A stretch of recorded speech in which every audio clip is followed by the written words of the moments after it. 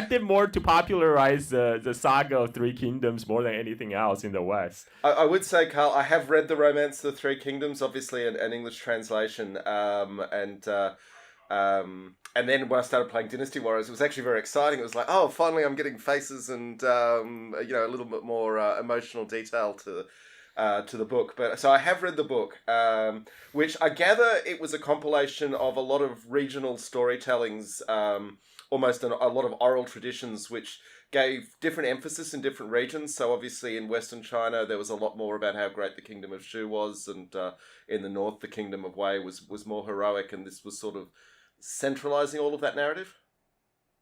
Well, there was so the story of Three Kingdoms, was first recorded down as history in the records of Three Kingdoms. That was part of the 24 history of the Chinese annals. But the record of Three Kingdom is kind of dry. It just tells about events, what happened, who killed who, and.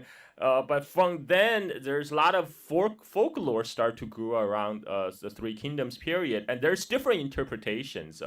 For example, like the role of Sun Jian, who we're going to talk about, the Sun family. Yep. The Sun family's role got real seriously nerfed in the popular retelling.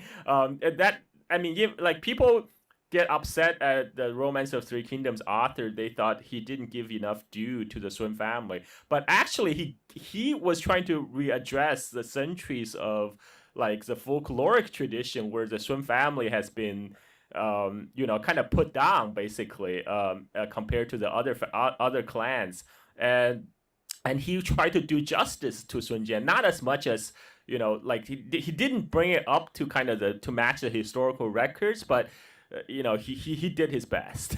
He did his best. It's a funny one because in a lot of the popular retellings, Sun Jian's a very big character, but when you actually get into the narrative, he was dead before almost all of it happened. His role really is as the patriarch of the bigger family.